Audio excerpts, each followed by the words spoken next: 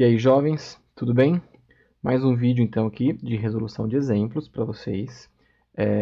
Outra vez nós vamos trabalhar aqui um problema relacionado à elasticidade, né, e deformação de materiais.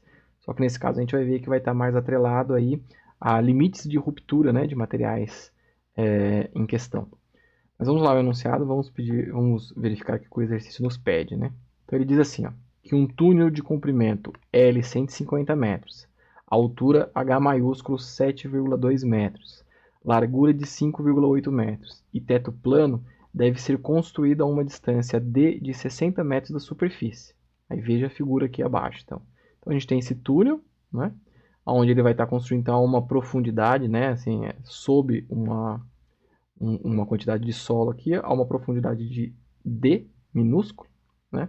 E esse túnel vai ter um comprimento L aqui total.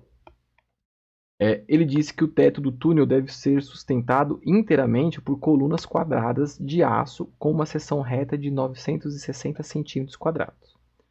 Além disso, ele diz que a massa de 1 centímetro cúbico de solo é de 2,8 gramas. Então, ele está dando a densidade do solo que está aqui em cima. Na letra A, ele pergunta qual é o peso total que as colunas do túnel devem sustentar, ou seja, qual é o peso total dessa massa de solo sobre o túnel. E aí, a letra B, ele pergunta quantas colunas são necessárias para manter a tensão compressiva em cada coluna na metade do limite de ruptura. Então, eu quero saber aqui quais são as forças, né? Quantas colunas vão precisar, na verdade, para que a tensão que elas aguentem seja metade do limite de ruptura. Tá bom? Então vamos lá. Primeira letra A, que ela é relativamente simples aqui. Que é o quê? Ele pediu então o peso do solo que esse túnel vai sustentar, né? Que as colunas desse túnel vai sustentar. E a gente pode então pensar, como ele deu a densidade do solo, a gente tem que lembrar que o peso do solo é a massa do solo vezes a gravidade, e consequentemente eu posso escrever a massa como sendo a densidade do solo vezes o volume, né, que ele está ocupando aqui, o volume de solo aqui sobre o túnel, né? E aí como é que eu calculo esse volume?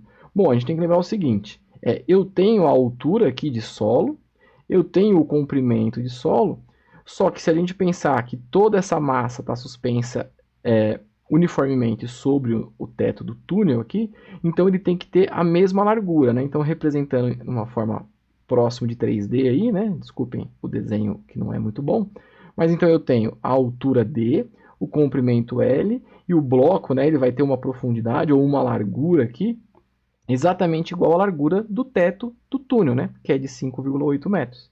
Então pronto, eu já tenho agora todas as informações, eu consigo calcular o volume, aí basta eu multiplicar então pela densidade. Então vamos calcular o volume, o que eu tenho que fazer é a largura do bloco vezes o comprimento vezes essa altura D aí. Então, se você substituir os dados, ele diz que o L é 150 metros, a largura, né, que vai ser do solo aqui, que é igual ao do túnel, é 5,8 metros, e a altura D aí, ele diz que é 60 metros. Então, se você fizer essa conta aqui na sua calculadora, isso deve te dar aí 52.200 metros cúbicos. Esse é o volume de solo, então, sobre o teto do túnel. Sendo assim, eu posso calcular a massa fazendo este volume, né, vezes a densidade. A densidade aqui está 2,8 gramas por centímetro cúbico, mas aí se você passar isso para quilograma e metro, né, para o Sistema Internacional de Medidas, isso vai dar 2.800 quilogramas por metro cúbico. Então, fazendo essa multiplicação, isso te dá aí uma massa de aproximadamente 1,46 10 a oitava quilogramas. E por fim, então, para calcular o peso do solo, basta você pegar este valor de massa e multiplicar pela gravidade, que a gente assume aqui como sendo 9,8 metros por segundo ao quadrado. Sendo assim, o peso total que as colunas devem sustentar nesse caso é de aproximadamente 1,4, 10 a nona newtons. Okay? Então esse é o peso de solo sobre o teto das colunas. Então vamos lá agora para a questão B. O que ele pede é quantas colunas são necessárias para manter a tensão compressiva em cada coluna na metade do limite de ruptura. Ok?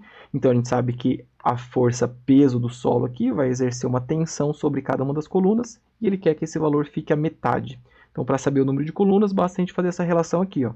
O número de colunas vezes metade da tensão de ruptura de cada uma delas, vezes a área da coluna, porque aí o resultado disso vai ser igual ao peso total de solo.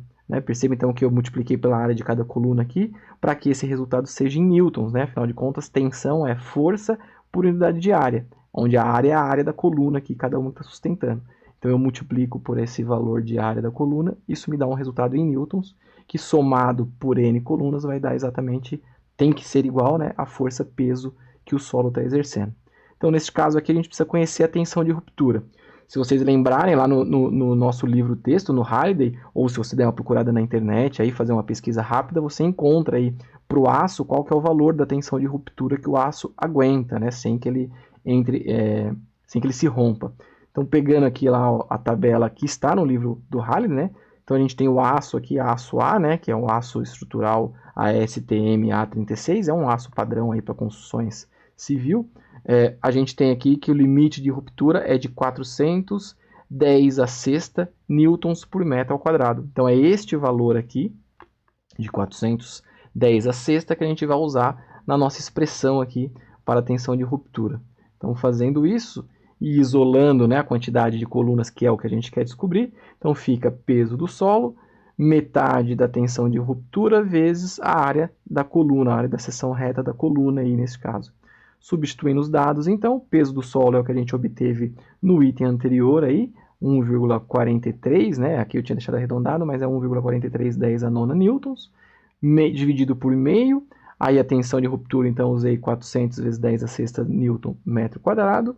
E a área da coluna ele dá no exercício, que é 960 centímetros quadrados, ou 960, 10 a menos 4 metros quadrados, para deixar todo mundo no Sistema Internacional de Medida e simplificar os valores aqui de unidades, né? Eu tenho metro quadrado dividido por metro quadrado, depois newton dividido por newton, e o n vai ser adimensional aí. Se você fizer essa conta, você vai chegar no valor de 74, alguma coisa, que a gente pode arredondar então para aproximadamente 75 colunas. Beleza?